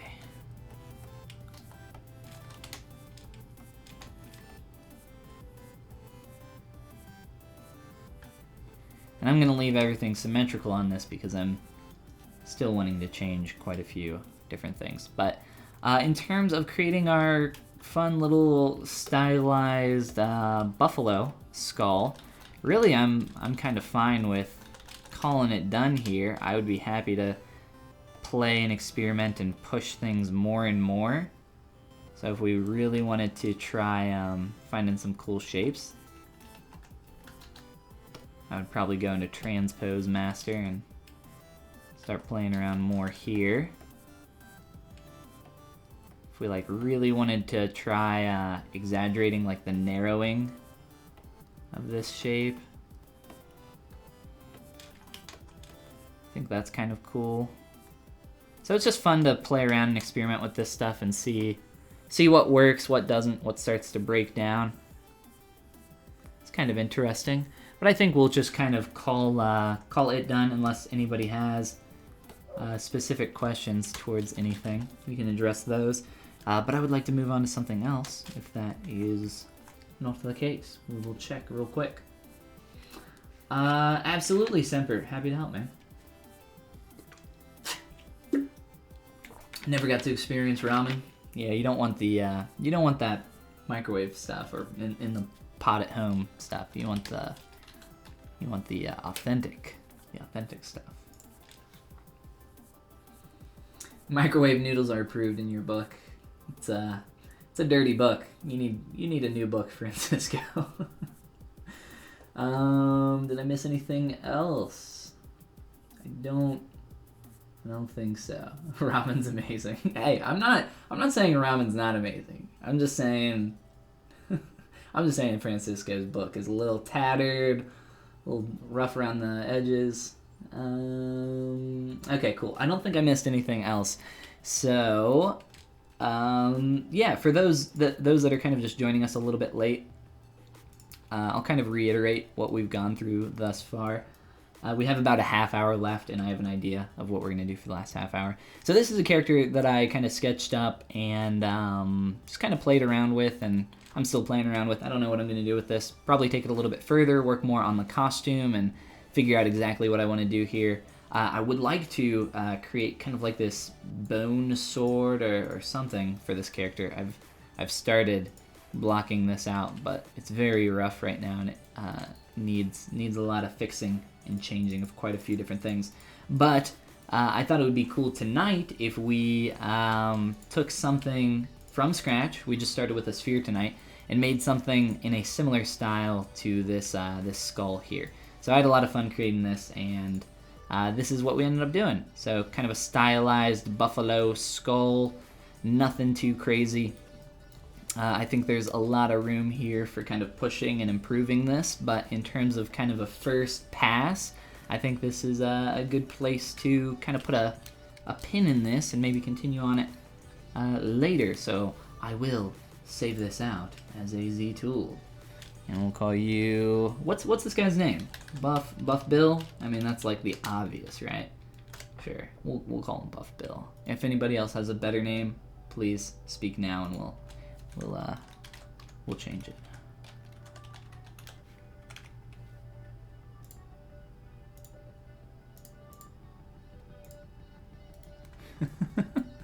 All right.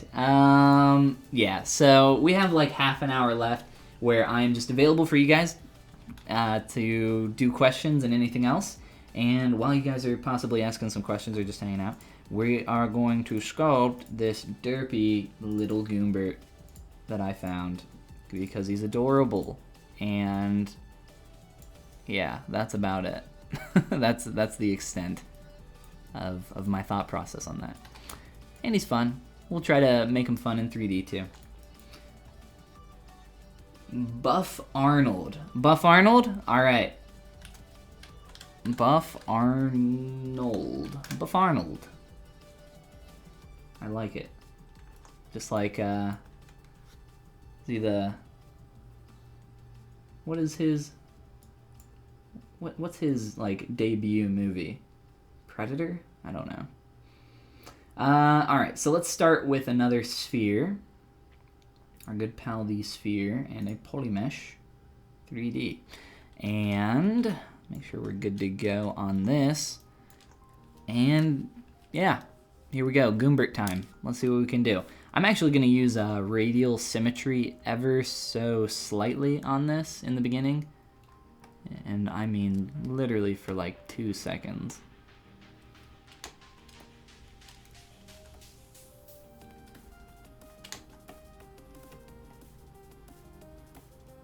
Let's just start playing around with the shape.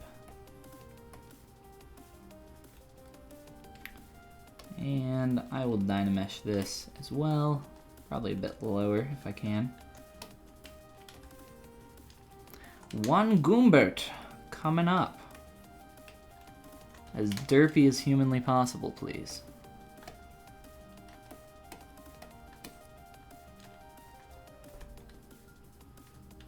How about you do a critique on the new Sonic movie model? He's got some uncanniness going on for sure. I actually haven't looked at him too specifically, but that would be fun to do. I don't know if we would have enough time for me to look at that. I would need to gather some decent images of it. I very quickly saw the trailer. My initial reaction was that I thought, hey, you know what, this isn't as bad as everybody's saying. It's not that bad, but the face is where things definitely start to take a turn. And those long, sexy Sonic legs, which is the only way we could possibly describe them, right? Yeah, there's quite a few things. Maybe that's something that I can do in the future, though. In-depth analysis, yeah, something like that. I don't know if we want that kind of depth on Sonic.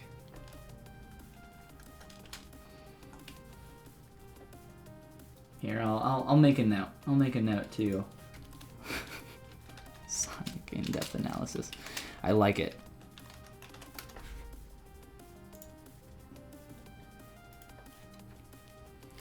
It's a horror movie. All you have to do is change the background music, and you have a horror movie, right?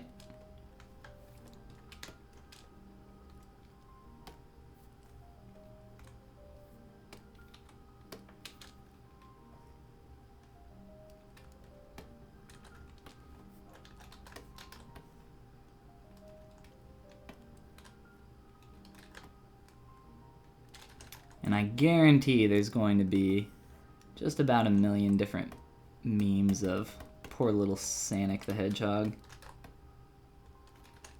getting dunked on. I mean, here. Oh wait, where is it? 1 second. Just going to the twitter.com/Polygon for this. This is my idea of the new Sonic. This is what I thought. I thought, you know, hey, if they can do it, you know, I can make something pretty beautiful pretty quick too.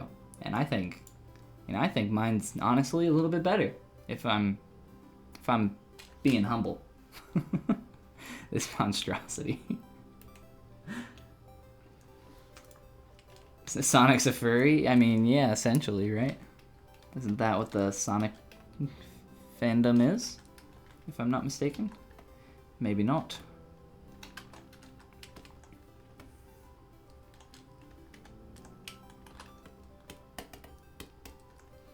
Let me do an inflate on this.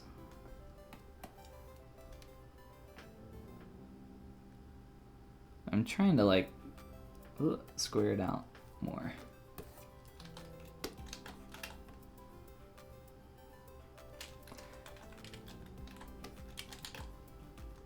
There we go. That's more of what I was looking for. Alright, let's give him a derpy little face before we move on to the toes. He needs to wrap a little bit more underneath too.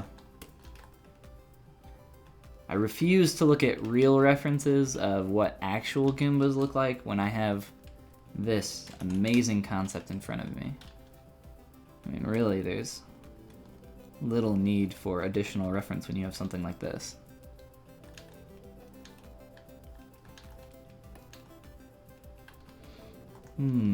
Alright, let's stick with kind of that shape there.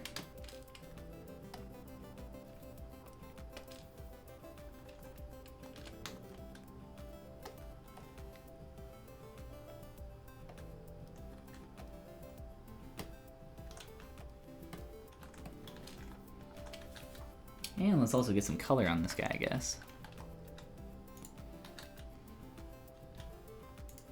I am a very, very serious artist. I only do serious artwork. And next up is Sonic.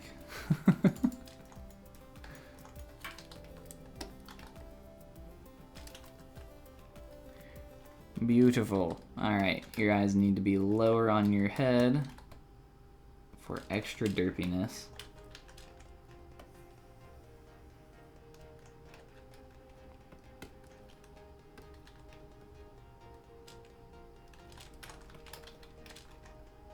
Yeah, there we go.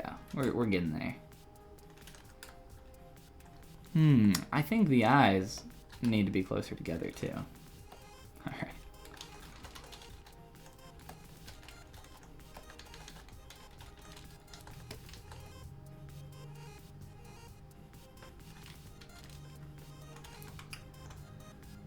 I don't understand how you're adding balls, and what is the resolution you put in each of them? I literally don't care about resolution of anything. I don't care about the number of polygons. It does not matter. I'm using an insert multi-mesh primitive brush to apply spheres. And that's about it. Any news about the upcoming Peel UV plugin? You are asking the wrong person, my friend. I have no insider information on the Peel UV plugin, and even if I did, I probably would not be the person to reveal it. As far as I know, it's being worked on. Is Batman a furry? Now that's a question that's gonna keep me up late at night.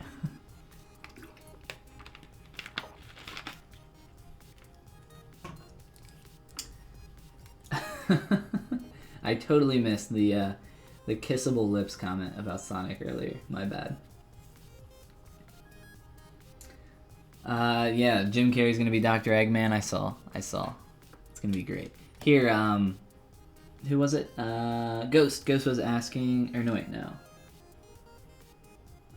Lewis, you were asking about how I was adding geometry? Here. So I want to add these feet down here.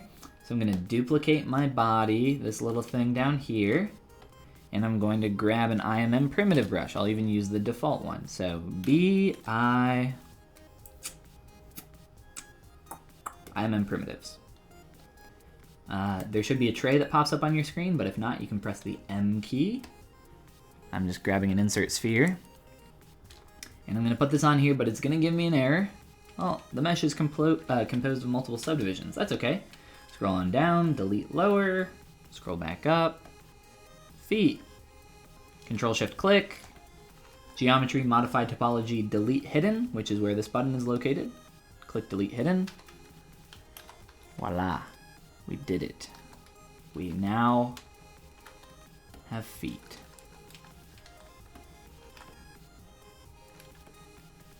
We now have little Goombert feet that are maybe a little bit too big.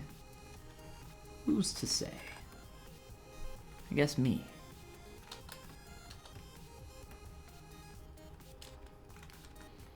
I like tucked up under him a bit more. I think we just make him a bit more flat.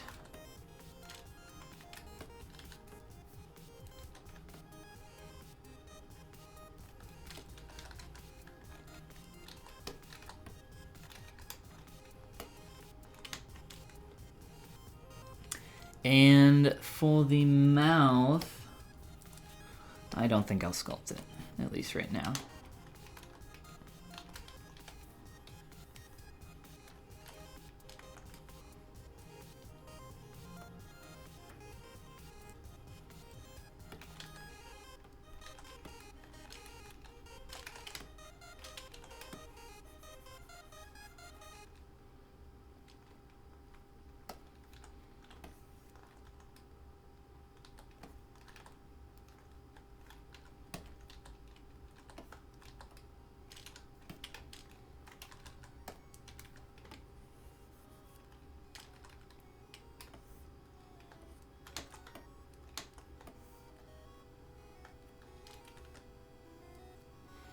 Just doing a quick little tube of geometry here.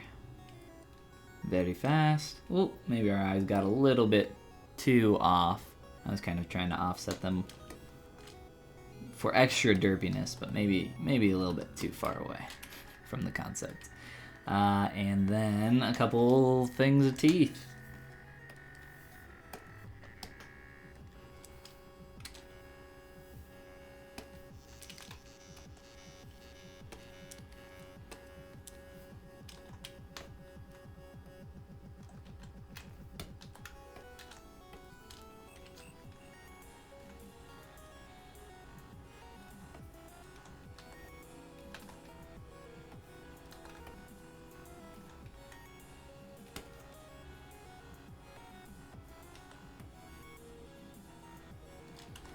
Oh no, trying to do them fast, but that's okay. I think we're fine on time. Beautiful. Our Goombert is almost complete.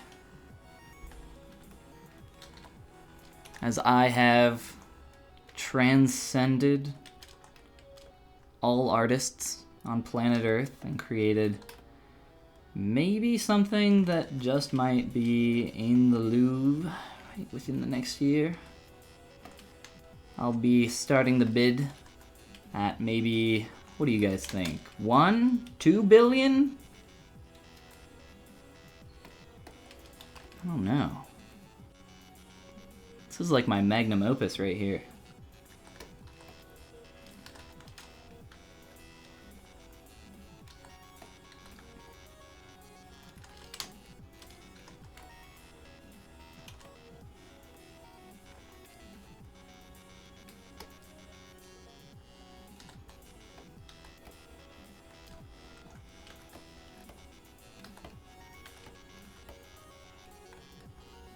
$100 billion.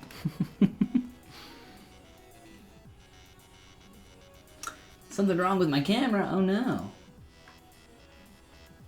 Well, hopefully it's fine. Looks like it's working on my end. Hopefully it's not frozen for you guys. Let me know if you're still experiencing problems. It might have been lagging or something. I don't know. But 100 billion, wow, we're shooting for the top. All money on planet Earth.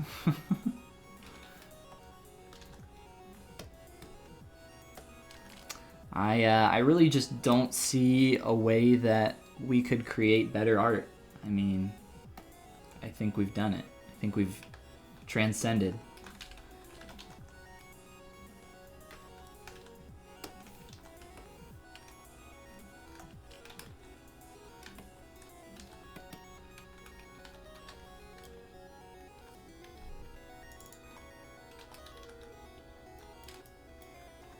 Majestic, yes. Thank you, Senpa. It's kind of my best work ever.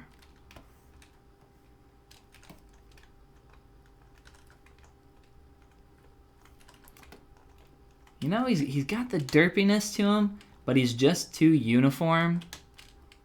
So he needs to be a little misshapen. He's too perfect. So we need to de-perfectify him. He needs to be a bit more lump, a bit more LSP.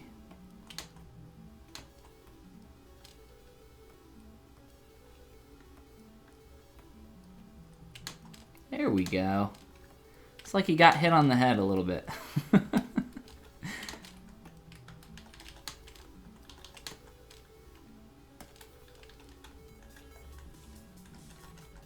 A hat? Give him a hat? Oh, we could absolutely give him a hat. But what kind? A Mario hat?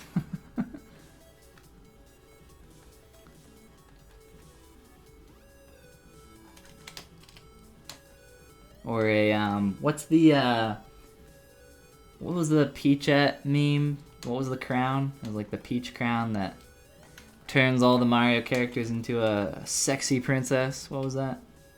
We need that.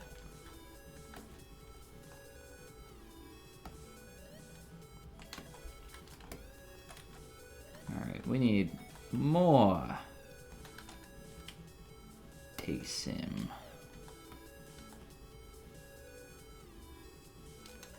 Boom. There we go. Nice and asymmetrical in just about every direction.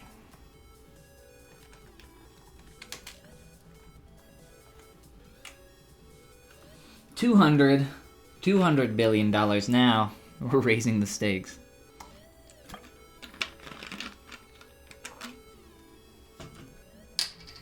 The entire planet. Yes. Now we're talking.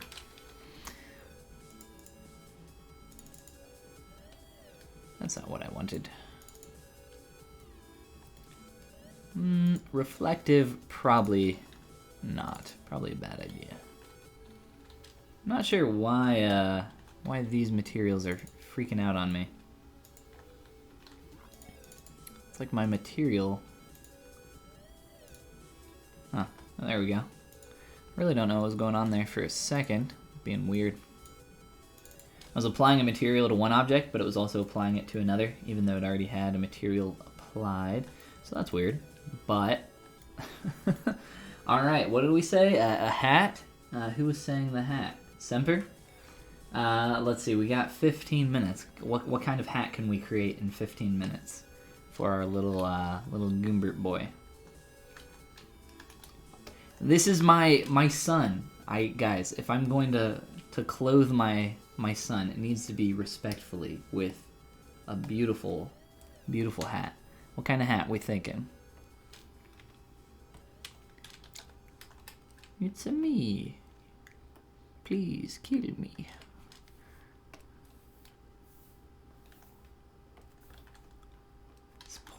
This poor creature that we have bespoke life into.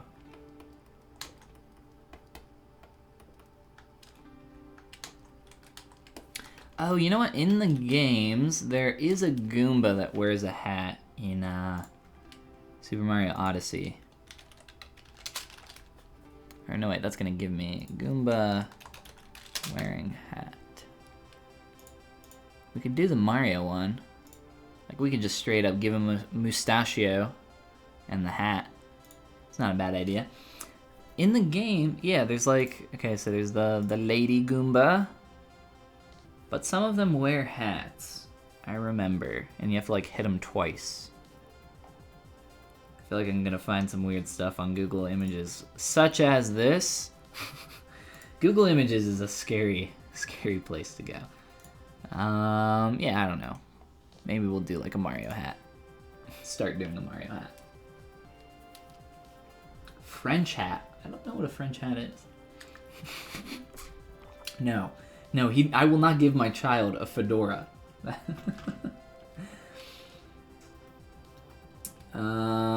Abraham Gumbo. You mean a Lincoln? A Lincoln hat? Let's try. Let's try for the Mario hat, so we can at least keep it in the universe.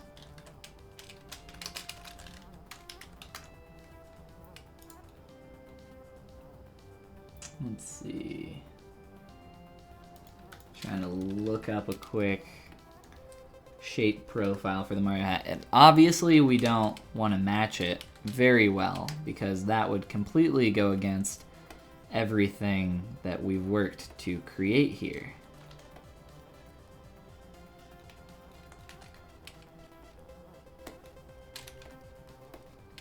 But I'll get like the quick basic shape.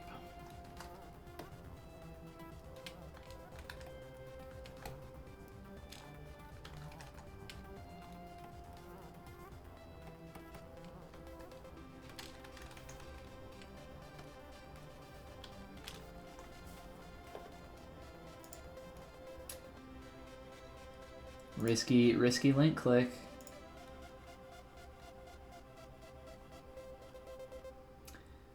That's boina inglesa. That's like a English boina. That is a kind of like a golfer's hat. Golfing hat. Could give him a deer stalker. No, I think we're just gonna go Murio. Straight up Murio hat.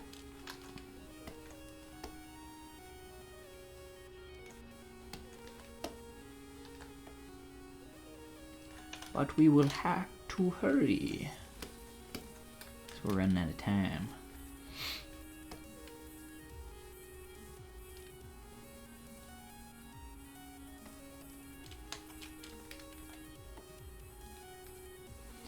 Whoa. So for the hat bill, I'm just going to create a tube and use backface masking to stretch and pull that out like that.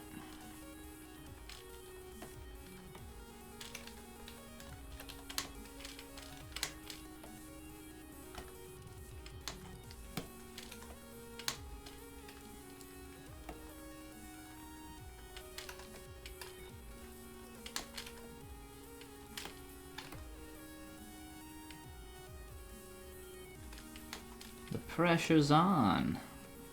Here. Where'd my little Murio hat go?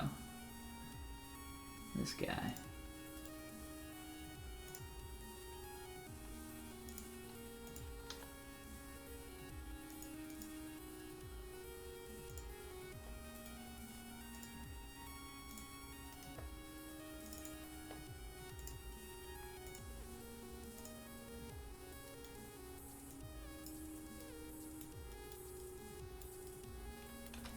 Beautiful.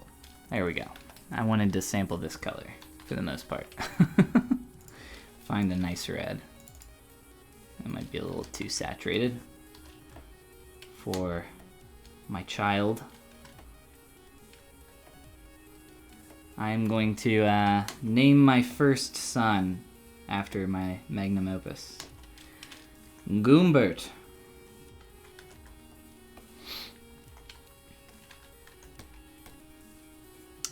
Do a quick Z remesh.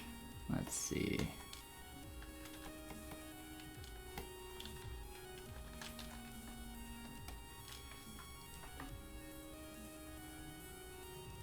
Spread some JoJo love.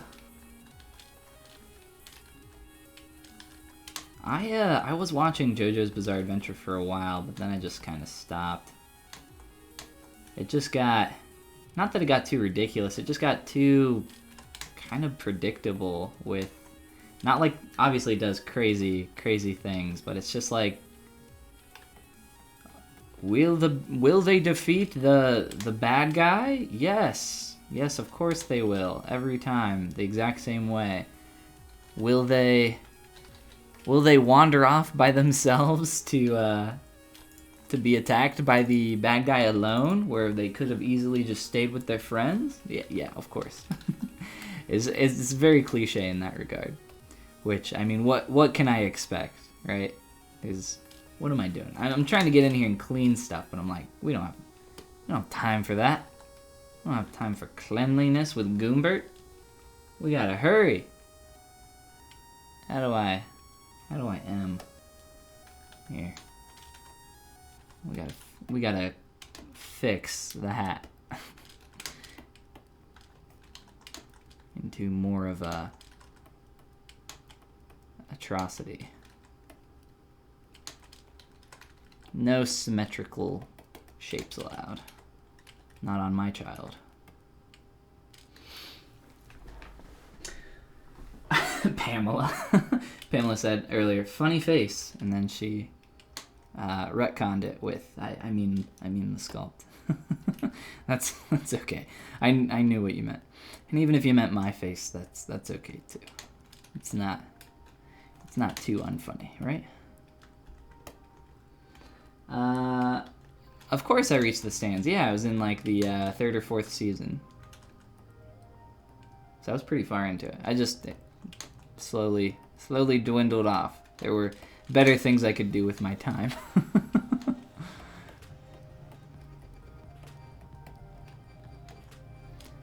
Alright, there we go. Just a little bit more lumpy dumpy. This is a very technical term.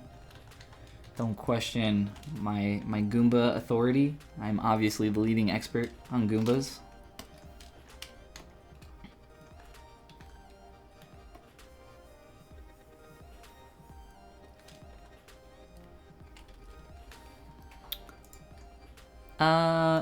Yeah, I think I will actually extract this. I think it'll be... I'd rather have this be 3D.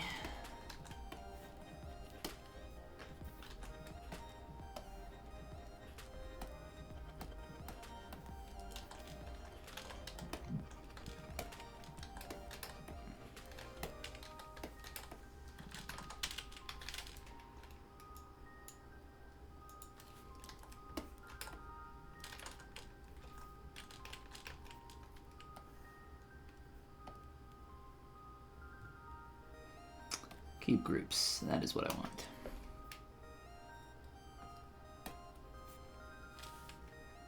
Boom. All right. Now this is way too perfect, so we gotta lumpify this as well. Lumpify everything, please. And for the M, I think I'm gonna do the exact same thing.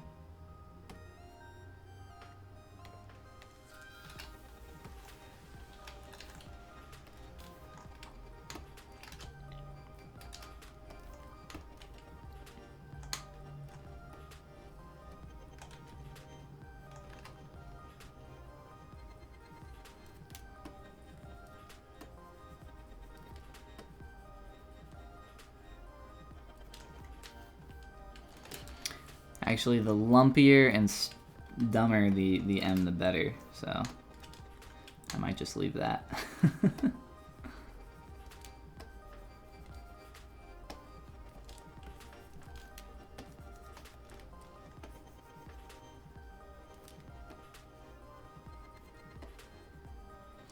Dumber? Is dumber a word? I don't think it is. More dumb? Let's go with that.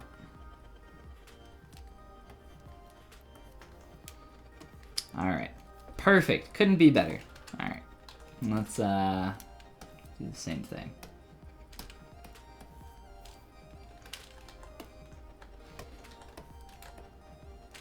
This is made with just so much care and precision. I mean, could it be better? I don't think so. I'll be honest. I really don't think it could. Jose, what's up? Hello and welcome. How are you doing, man? Glad to have you here.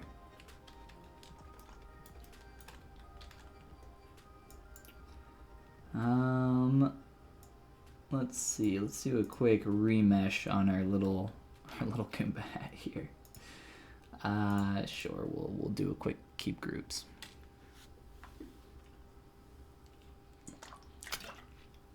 We are about 5 minutes away from being out of time, so we've very quickly sculpted a beautiful, beautiful little Goomba. I'll show off what else we've done during our stream. We've done, obviously, more than this. This was something we did within the last 10 minutes very quickly. Only if ZRemesher would hurry up, but I think I'm just going to click escape and say screw it, doesn't matter. But yeah, let me show you guys what else we've done for those that are just joining us to check out my magnum opus, my beautiful child, my best friend, Goombert. So at the beginning of the stream, if you guys didn't see, this is a character that I've kind of been sketching on and playing around with and trying to figure out exactly what I wanted to do with this. This is in the very early stages of figuring out the character and costume. I want to work on the costume a lot more, but it was just something fun. I don't really know what I'm going to do with it. I do know I want to sculpt a weapon, which is what I just hid. I want to do some kind of like bone sword or something. But tonight I thought it would be cool if we sculpted something for the like skull shape thing up here. Something in a similar style, similar vein. So we took a sphere and we sculpted up a little stylized buffalo skull from scratch. So if you guys are interested in checking out the process, this will be uploaded over on YouTube here within probably the next few days at the most. So definitely be on the lookout for that for those that joined us a little bit late and want to see that and follow along. And then within the last 10 minutes we did we did this. We did little Goombert here. Here, I'll toggle on all of our beautiful creations, but obviously there is one that just reigns supreme above all the others, and it's obviously Goombert. But yeah, here. Drop a few of these on the canvas. Boom. Cool. Well, we're pretty much out of time, but if anybody has any last minute questions or anything like that, I would be happy to answer all I can as I slowly add little Goomberts everywhere to our scene, because really, we all need more Goomberts in our life.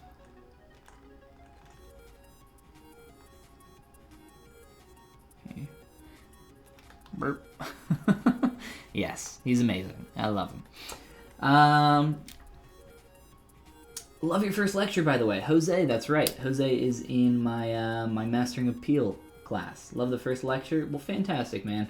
I've also shared the feedback with you on the concepts and everything else, and you sent me the block out as well, the homework.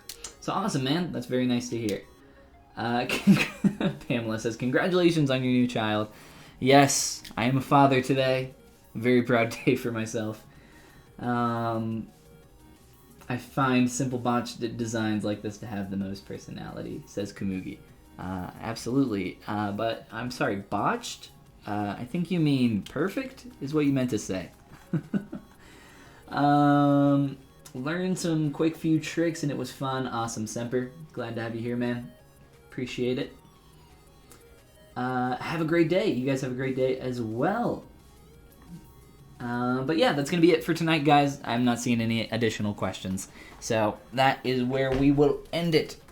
Again, if you guys want to check out more of my stuff, just Google Polygon and you'll find all my things. I'll very quickly share a link to my Gumroad in chat for you guys if you've never checked it out before. If it posts, there we go. Where I have all my brushes, materials, base meshes, as well as some educational content if you guys are interested in checking out some of that stuff. If you guys are interested in learning on how to become a master sculptor, like myself and Goombert here, then I think you should check it out.